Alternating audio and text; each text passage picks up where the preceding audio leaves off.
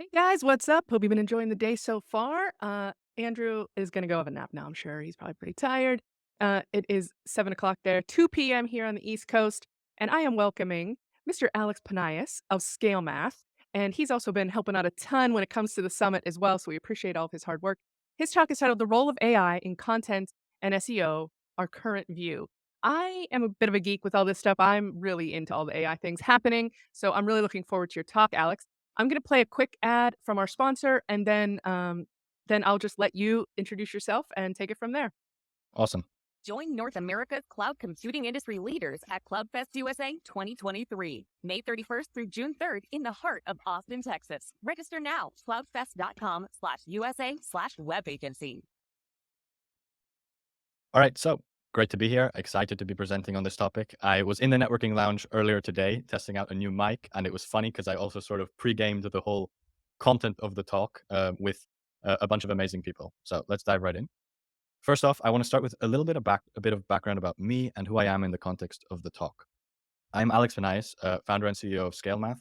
I've been working with software companies for coming up on 7 years now on virtually everything you could imagine, product, growth, support, you name it. And now my core focus remains running ScaleMath, where we're now a team of people doing the same thing that I used to do on my own. And we just get to do it on a bigger scale for more companies and ultimately have a bigger impact.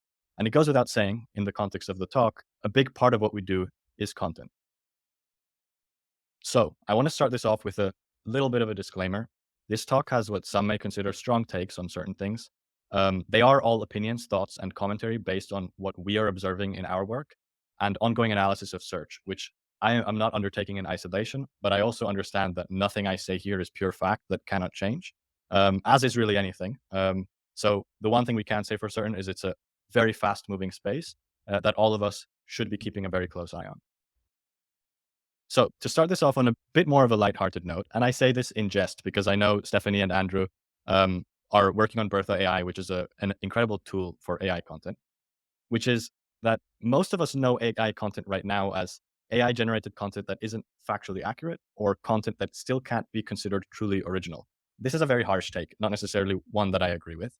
But what I think everyone can agree on is that the hype is real. So for those of you who are non-believers or who are skeptics, um, I think it's a reminder that just as we're heading into this talk, keep this in mind in the back of your head. That said, all of us are likely also wondering, is AI really taking over? How does AI change the way that content works? And one thing's for sure, the attention is here. People go where the attention goes. Case in point, this right here is an important conversation for us all to have and to continue to keep track of as things continue to develop. I have a strong take, which is that in many views, AI has already won. And here's why. For as long as most of us can remember, search has already been a deluge of unoriginal, copycat, and duplicate content. We didn't really need AI to help us with that. In fact, we did this ourselves in our effort to continuously become more and more data backed, more and more technical in creating content for search engines instead of people. So, what AI has realistically done is level the playing field. It's now relatively easy for one person to augment themselves and feed into this infinite amount of standard content already out there. In fact, even to a high level. So maybe not just quite yet, as in there is still quite a way to go until AI gets good enough to do more than 60 to 70% of the work all by itself, but it certainly is on its way there. The complete leveling of the playing field for standardized, keyword focused content means that we can get back to sharing ideas, strategies, thoughts that have real meaning. I know a lot of people who maintain a very firm stance on preserving the integrity of human writing. Everybody's stance on the matter really falls onto more of a spectrum. In fact, many suggest that there are more people in against AI than there are those in favor of AI, presumably because they aren't selling services, software, or courses around how to use AI. But that said, even if you look at it that way, taking the opposite stance isn't the right approach either. I really do think that hedging bets against AI would put you in a losing position, while going the complete opposite direction as well is a dangerous road to go down. And there are a few reasons I can confidently say this. The main one is even the majority of human written content struggles with the same problems that AI has. Approximately 0.00003% of writers who have applied to work with us or are sourced through our various recruiting partners or have been sourced through our various recruiting partners over the years have actually progressed to the next stage of our vetting process. Very few people bring true talent to the table, even in a pre-AI world.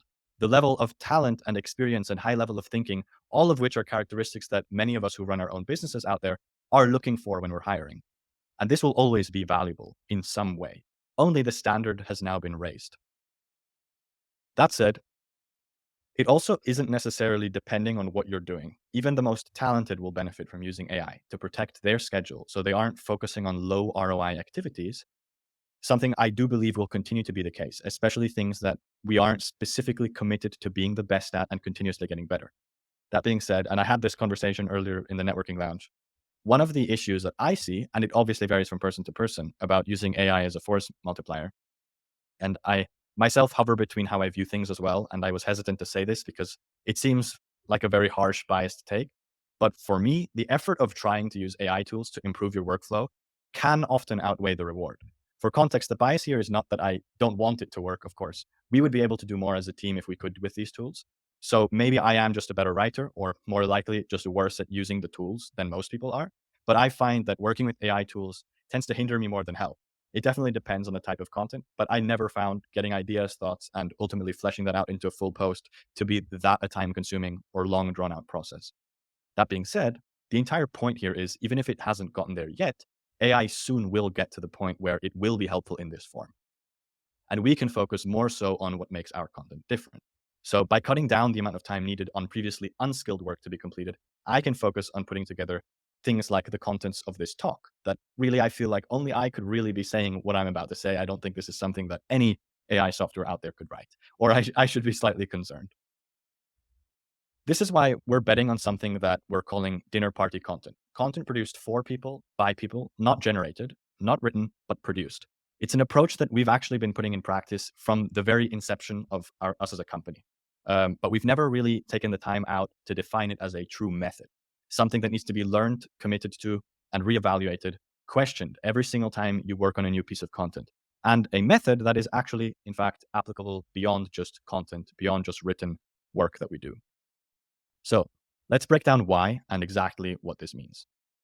The fact that AI is available and has made us question our own human written content, looking inwards to ask whether just about anyone could have written this, or if this is something that we can truly and proudly consider entirely original, is an essential part of our philosophy.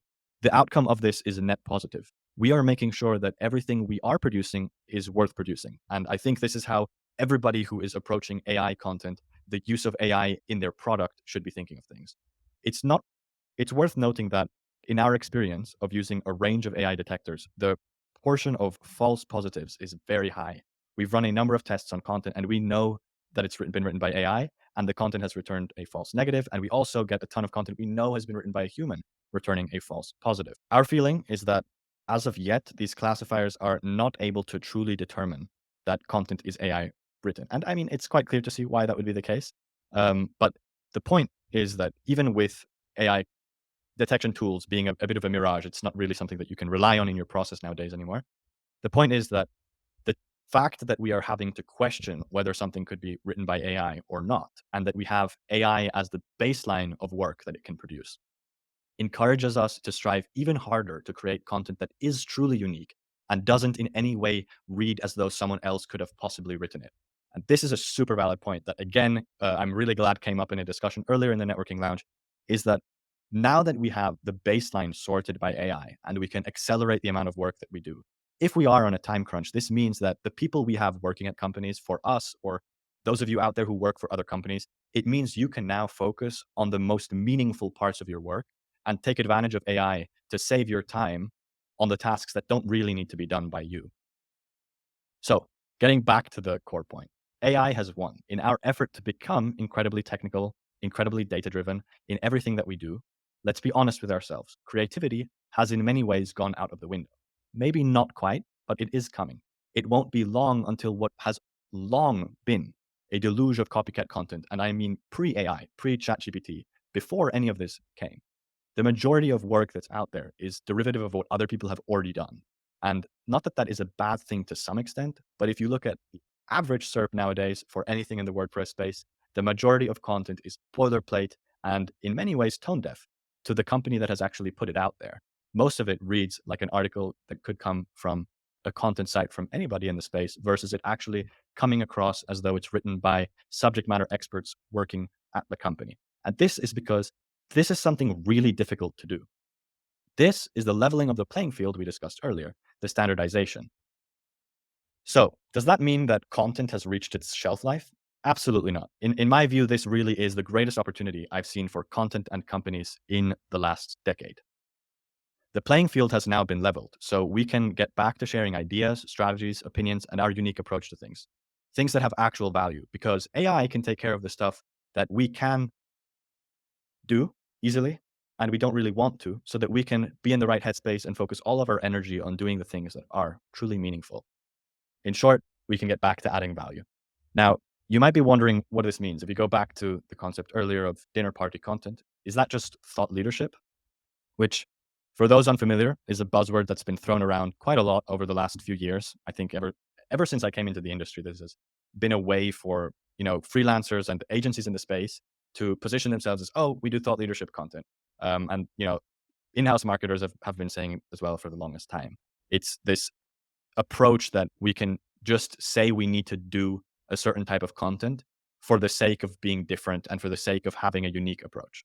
And in my view, this is the wrong way to look at it. And the name alone encourages the approach in a way that it shouldn't be taken.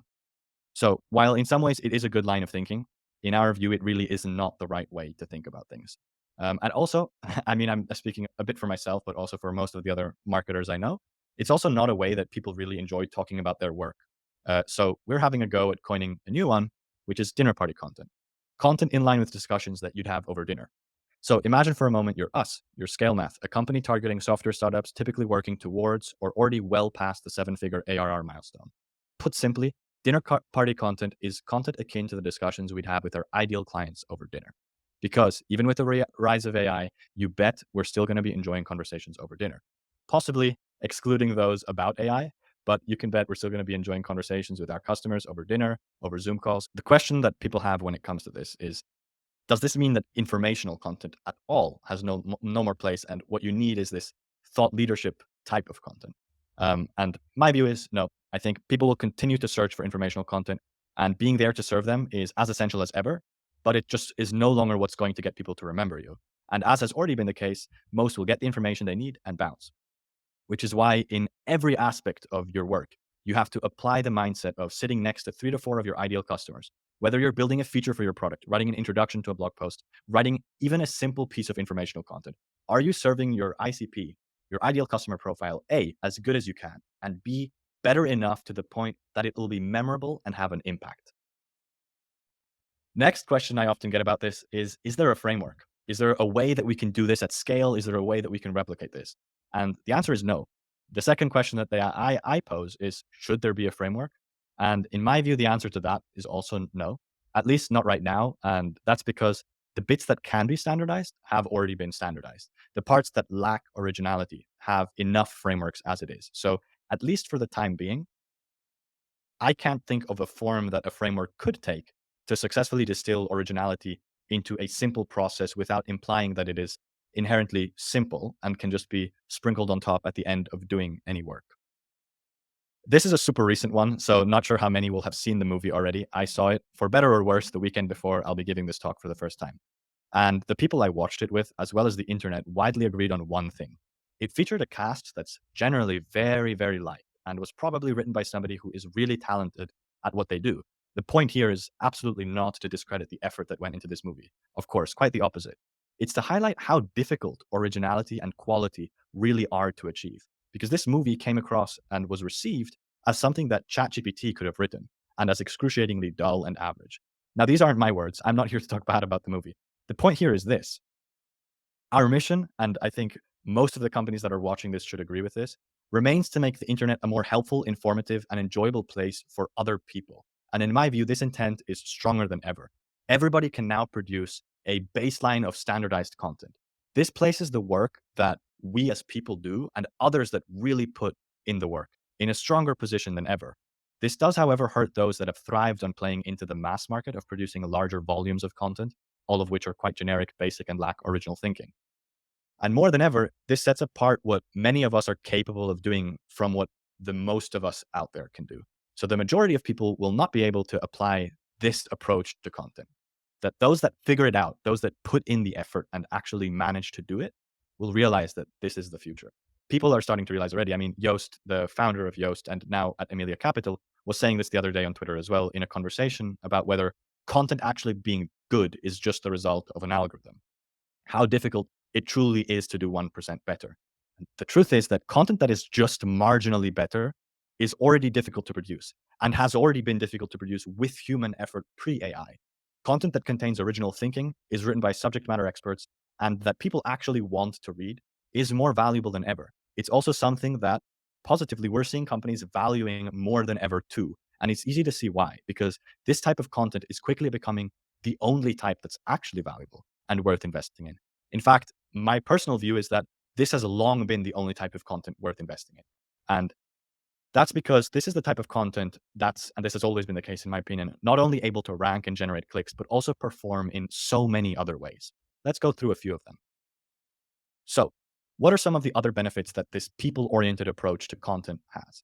If you want your brand to connect with your potential clients and customers, the dinner party component of content, which applies to all types of content, it is a component of existing content, is how you stand out from the competition, connect with your audience, and I mean build a real connection.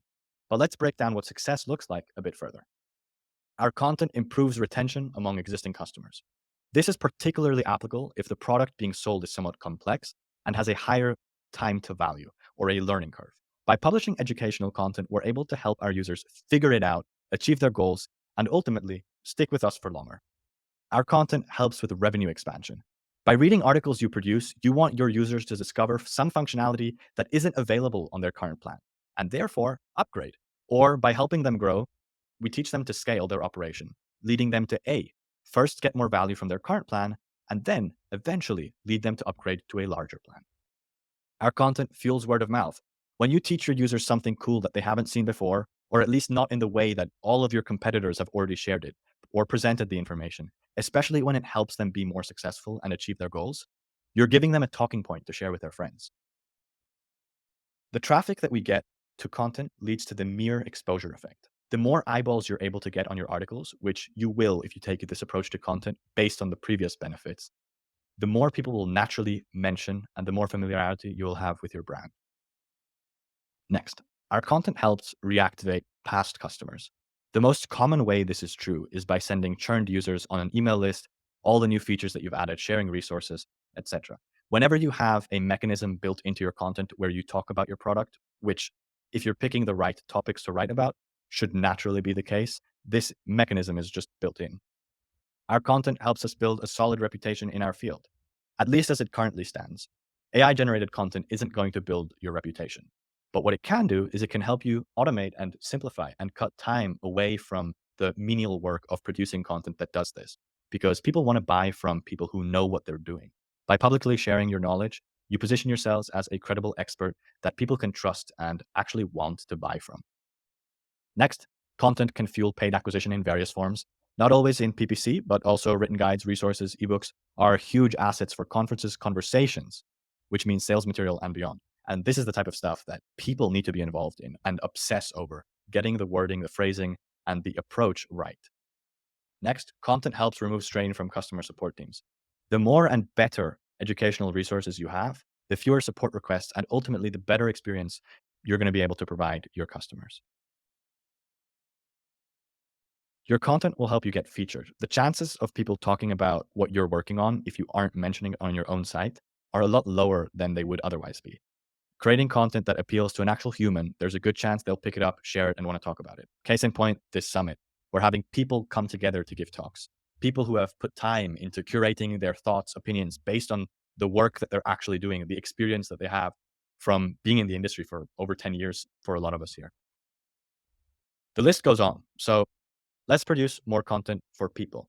As a quick side note, this is also what makes content attribution more difficult than ever. Content serves so many purposes, all of which are both closely related and difficult to quantify. I wanted to take a segment to point out some of the tools that we're keeping an eye on in the space. One of them is Andrew Palmer's Bertha AI. Then, of course, there's the one which is sort of the behemoth of the space and powering a lot of the other tools under the hood, which is OpenAI.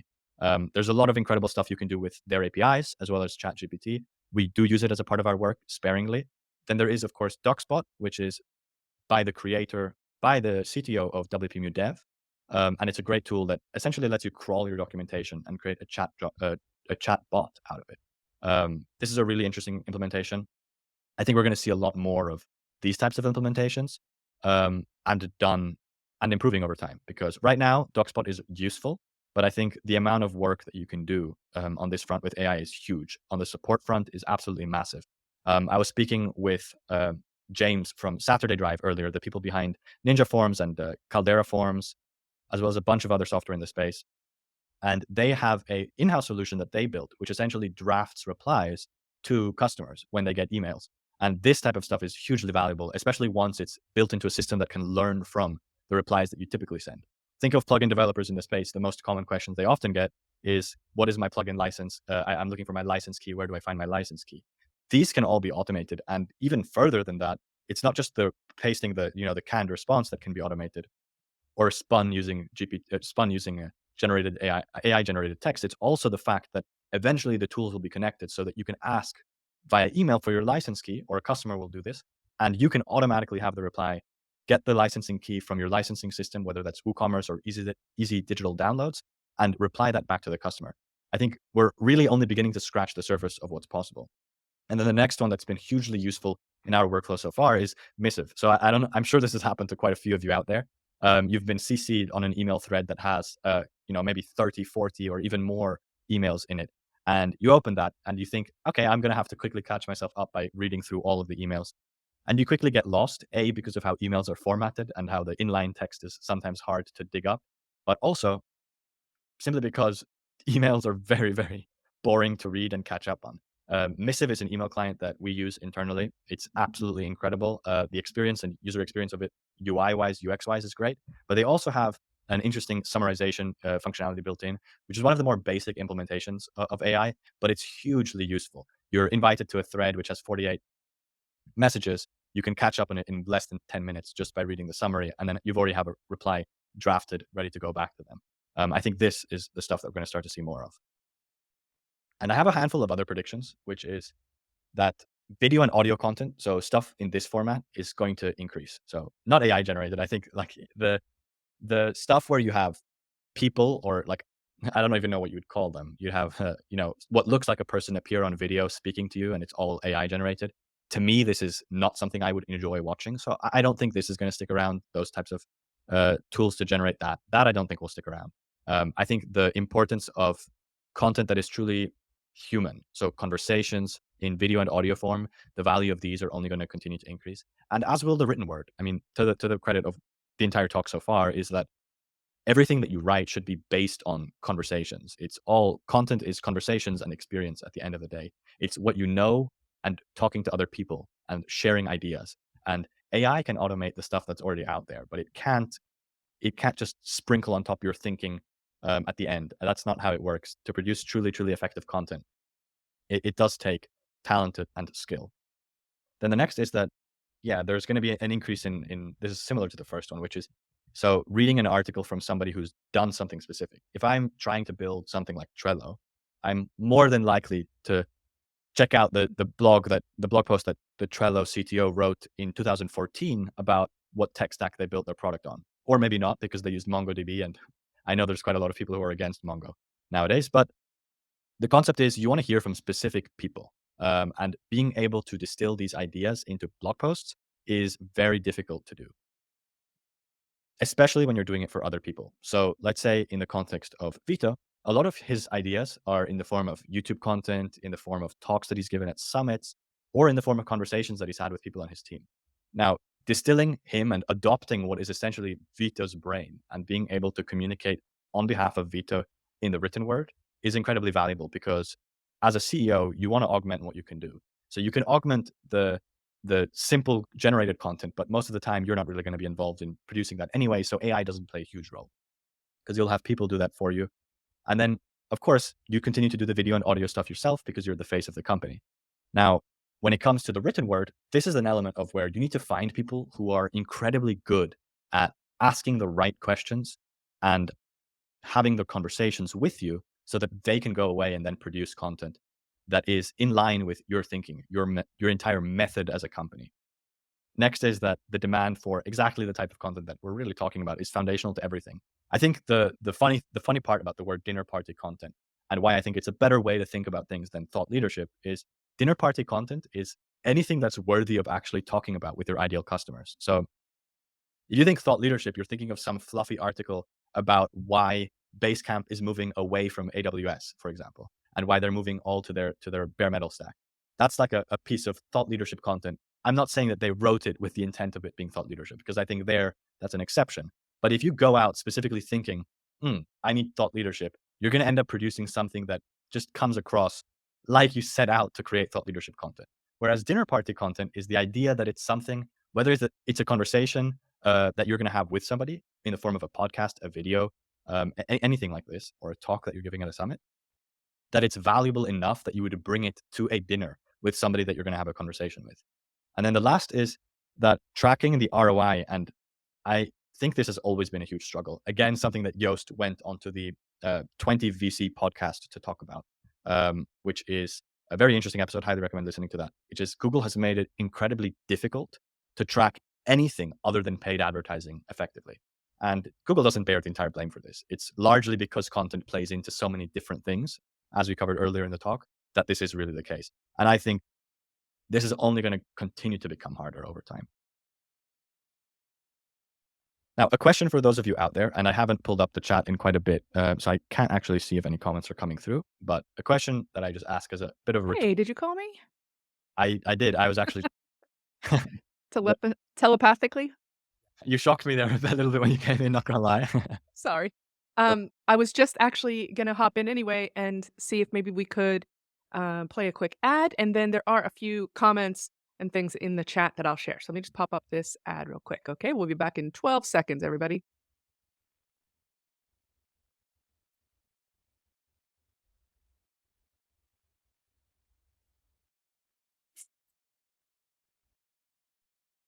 Okay, how you doing, Alex? This has been very fascinating. Good, good. I feel like I've been talking 1,000 miles a minute. Well, there's at least one comment in the chat that says, Alex has such a great speaking presentation style. You don't seem to us like you're flying, but I know it's Okay, different when you're on stage. So, perfect. we have a couple things here. First thing that we're going to need you to clear up, something important from Justin. He says, I'm waiting for the big reveal. Alex is actually an AI avatar reading an AI generated script. So you're going to have to pass a Turing test to finish this, Yeah, finish this talk. I don't know how we're going to do it. that's Florian sorry. Go. loves the, oh, sorry, go ahead. What? No, I was just gonna say reply to Justin is our head of content. He's on our team, so I knew he was Oh. watching, which is I was expecting a comment like that. Oh, of course. So, Florian loves the dinner party content. I do too. I think that's a great way of referring to it. I think that we should specify though, like, does this dinner have alcohol or not? Because that can change the topics and the style and the level of maturity of the conversation for sure. Lee is backing you up on what you're saying. He says, AI can't inject your personality and what makes your audience love you. It can, of course, help you create content, but it needs the human factor. He goes on to say, I love what Alex is saying about folks who relied on a basic standard of content to the masses. AI levels that playing field, thus makes it more exciting for us niche content creators. Sorry, I'm getting a little tongue tied. So anyhow, let me scroll through here and see where we've got folks saying actual human generated content is going to become more valued. And Lee really agrees with that. Let's see if we've got, oh man, the comments are really coming in. Guys, if you have more questions, or if you have any questions for Alex, or if you want to answer his question on the screen here, is this the end of traditional user interfaces? Please chime in. Linda had a funny comment as well. Next experiment is AI on alcohol at a dinner party. Hey, Linda Sue and I have been pretty eye to eye on our comments throughout this. We should hang out, Linda. Okay, so I'm gonna go ahead and oh, here's a question. Sorry, they've been coming in so fast. It's tough to grab them all, and then I have to pop them over here. So, this is from, I don't know what her name is. So, virtual assistant, somebody. If you could change your name to your profile name to your name, that would be great. It says, Hey, Alex, what are your thoughts on plagiarism and copyright concerns when it comes to using AI generated content for commercial purposes? I think this is a very interesting point. I touched on it in one of the slides earlier, which is to what extent can it be considered truly original? A famous author wrote a opinion piece on this. I think it was on Washington Post or something like that, which is basically saying that anything that AI is able to produce because of how it works is essentially just a derivation of what's already out there. So my take on that is, and I think it goes into hedging bets against AI is a bad thing to do. I don't think that it's going anywhere. Is that human content struggled with the same plagiarism concerns that you already had. So if I'm writing blindly a post about, best WordPress hosting, and we're charging a company, we're in an engagement with a company as ScaleMath, and we're writing a piece of content about this. Even if we don't look at any information out there, even if we produce it in complete bubble, cut off from the internet, which I think is not the right way to produce content, the chances that we're going to cover and approach things and talk about the hosts that we know in our head as being some of the best, some of the ones that were on the panel earlier, are very likely that we're going to talk about all the options that were there.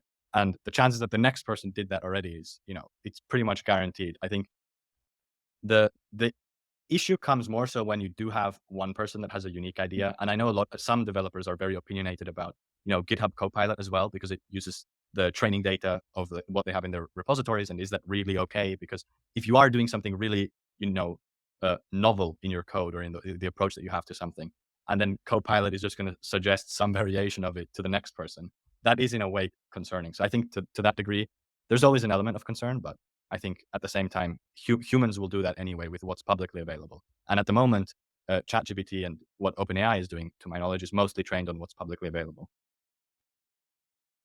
Yeah, I hope that answered your question. We don't have any. I don't think anybody answered your question. Is this the end of traditional user interfaces? I certainly don't think it's the end of it yet. I mean, there's a big yet on the end of almost every sentence we're gonna say in all of this stuff, right, Alex? Because it's, we can complain. People are saying like, even you said the avatars, like who wants to watch that? Well, guess what? They're about to get a whole lot better. I mean, we are in the infancy stage of all these things. So as much as we want to shout from the rooftops what we think and feel, we really don't even know what's going to be coming in the next month or couple of years. So Yeah, I mean, yeah. I Oh, saw sorry. some, Go ahead. sorry, I saw some even music, which is now AI generated, and people were commenting that it's actually better than what the artist originally themselves writes, Yeah, which there I was think is that quite, Drake song that got yeah, released. yeah, Yeah, and then there's been a little bit of chatter about, AI generated music in the chat here too. Basically, someone said that they quickly lost track of which one was AI generated and which wasn't. Every one of these is going to have, interesting discussions around creativity, originality, plagiarism, all of them, who owns what. Intellectual property is going to become a hotly, contested topic in the in the near future and the midterm for sure. Okay, hold on one second. In the We've got a meantime, there's one yeah, more thing that I think is also everybody will appreciate is please do. HubSpot. And they're also separately from HubSpot. One of the founders of HubSpot, Dharmesh, is actually the owner of chat.com, the domain, which is I think 9 or 10 figure domain acquisition even. Uh-huh. And separately, they also already have chatspot.ai, which is essentially a chat UX implementation of HubSpot, and it does a bunch of other cool stuff, connects to data sources. I think this is a really good view of like okay, if we're taking a product that already exists and has a good UI, I think people, HubSpot is obviously a successful software company, so people like using the product. Do they prefer using it in chat form and just asking a messenger questions?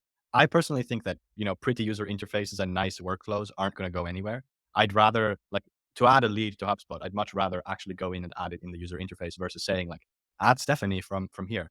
Whereas if it would be able to, as I'm adding the lead in, HubSpot, you get your email address automatically and tell me a bit about you. I think that's where it comes in. So I feel like it's going to play more of a role in the existing user interfaces, which will obviously change to accommodate for it, versus just being like a messenger that you interact with, which is what seems to be the hottest thing right now. For sure. It's like cell phones, that mimicked what our landlines did for a while, and now look, nobody even wants to use them as actual telephones anymore, right? So that's a natural progression of things for sure. Okay, we've got, Lee has added also that they've got their whole team using AI to help them be productive, which is arguably one of the most beneficial things that you could do at this point, right? And then we've got a long comment from, Tom. who got ChatGPT to write a reply to your talk. So I'll read this out to you as it scrolls. Oops, wait, we've got 2 banners. I didn't mean to do that.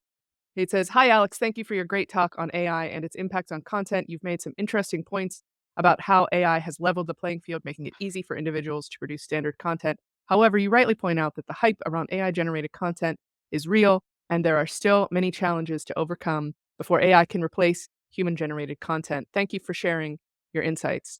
Uh, this isn't me going to get ChatGPT to write my recaps for my hosting things. I'm gonna go take a nap during the next talk and just get ChatGPT to write my recap when I get back on.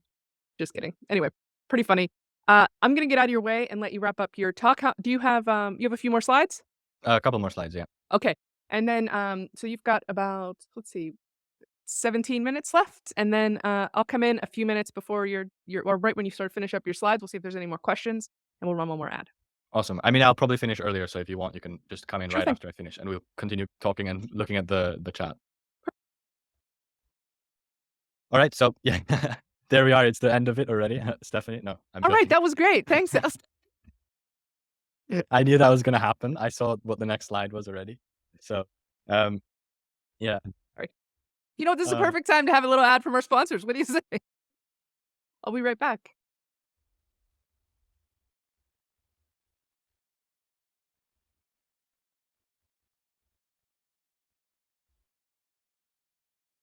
Linda Sue says in the chat, "Does anyone else feel that the news about AI has left them in the dust the past weeks?" I do. I'm trying to keep up with things, and everything is just accelerated. It just is going so fast. It's tough without being like a full-time job of being involved in the industry. It's tough to really keep tabs on yeah. what's going on. Um, so we've got, let's see, It's also Justin. really tough to I think not just to know what's going on, but like how to take advantage of it. So like James from Saturday Drive, this is very cool. And I always say I'm surprised that Intercom and Help Scout haven't been faster to ship something like this.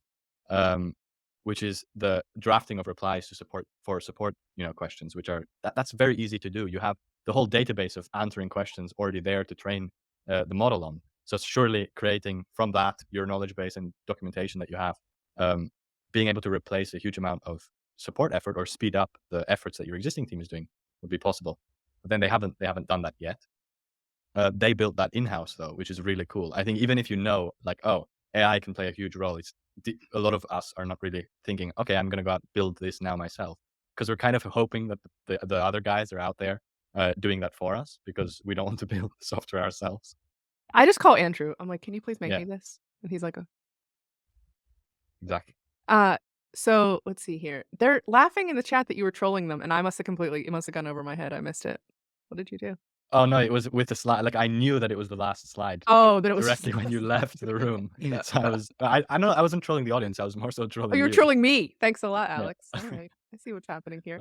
Um, Okay. I wonder when they'll create AI tools to browse the web for us too, consuming all of the AI generated content so that we can turn our attention to the dinner party cocktails. That's Justin in the chat. They're already doing it. I don't know if you guys have seen it, but Chat GPT itself has a little tick box on the bottom now. At least my account did, that you can allow it to return up to 3 results or whatever for you. This brings up something that's really interesting to me though. Like, we're taking human generated content to feed into an AI to create AI generated content. And what happens in a very short period of time when it's just AI recycling all of its own content? What's that yeah, future going to look like, we Alex? we need the training data for it to continue to improve, I think. And I think that's what like the whole point is. We need to do stuff that's original. I don't know. I mean, this is again the point of when you see Sam Altman himself give interviews where you start to get a little bit concerned and also excited about what it means, but also very concerned, like he looks concerned. And if he's concerned, then we probably should be as well, which is that it's very powerful, which is okay, so we're thinking now in a world where there's no longer any sharing of original stuff and it's all just AI content and AI generated work. Does it then ever improve? And I think, I speak with a grain of salt and I don't know the direction it will go in, especially if regulation comes into the question. That's another big question, which Right. is that it can already train itself. Like I think the models are already using the data that they have created and how people are responding to it, which is one of the reasons I think ChatGPT was released the way that it is, as opposed to kept to enterprise, more expensive. So now they're having the responses and reactions to the limitations of AI from people and how they're then using it versus everything just being AI and then they don't get any input back into it. We've got another question here from Florian. Let me pop this over here into a banner. Oh, it got a little cut off. We only have 200 characters, so sometimes it's a little um okay. We'll just have to cut it a little bit. I'll read it though. Florian says, so currently there are still search engines as we know them. How would you differentiate between dinner party content and SEO content to get better rankings? Would you say that both are still important if you were to start a new blog today? I think yes, 100%. I think the whole issue that I took with thought leadership was that it has to be this sort of like fundamentally different type of content that we produce just for the sake of being different. I think the dinner party component of content or the dinner party method when you are producing content applies to any piece of content that you write. It's just that now everybody can produce content that's very similar to what's already out there, which largely is quite good in some ways, or you could say it's generic depending on the space that you're in. So the dinner party component is okay. I'm now, let's say, a software company. The type of people that we're targeting is, let's say, Atrium as a product is, people at Web Dev Studios, Human Made, XWP, at GoDaddy, at these types of companies.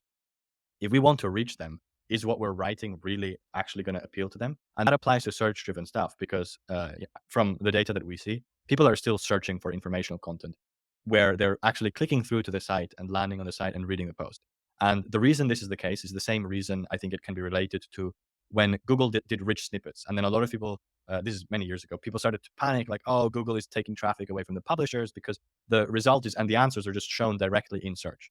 And then, of course, what it actually did is it just raised the bar. It's like, okay, they're showing some of the result from search, but you can still get them to click through if they need to click through. And I think that's the point. It's like people will still not ask ChatGPT if they want to read from Stephanie from Focus WP, or if they want to read from me, they will still come through to our site and there will still be value because they will find the search-driven content. Like, let's say they want to learn about AI content or how to use AI. Ultimately, this is like something we should cover. We haven't yet in detail written about how we use AI at the moment. We've written about our opinion about it.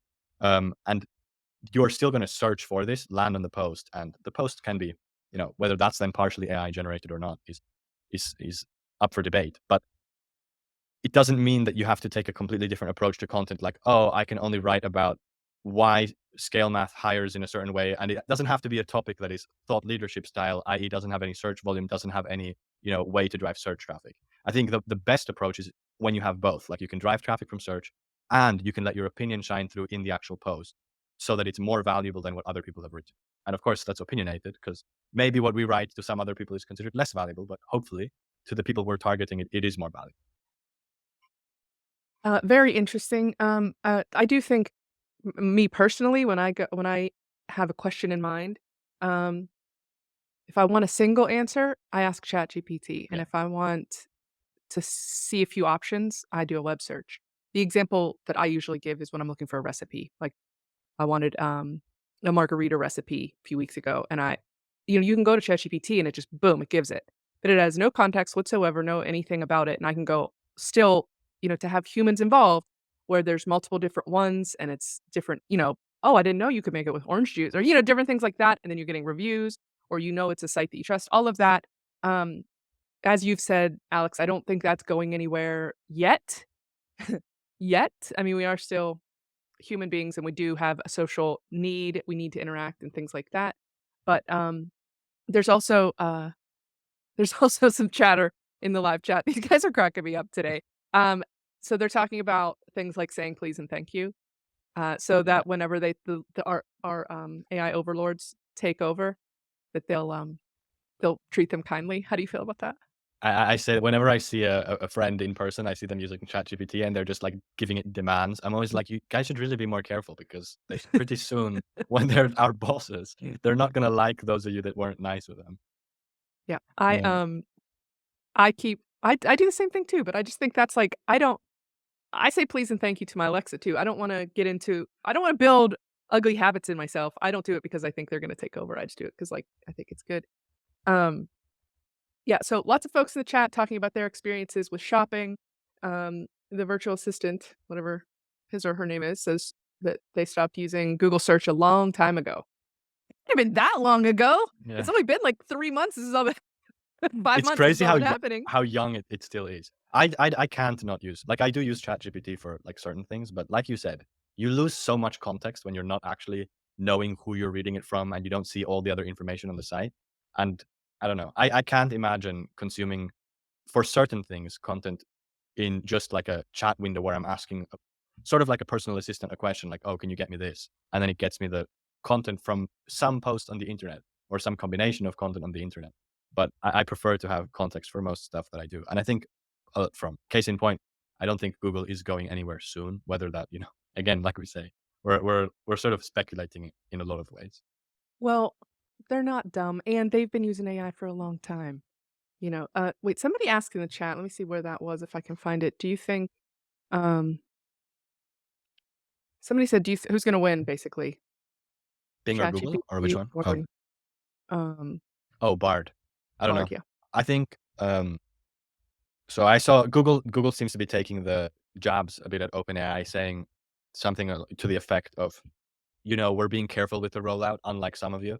Like they did in their announcements, they were basically writing how they have been very considerate, deliberate in how they've considered the rollout of Bard and why they've done it in a certain way.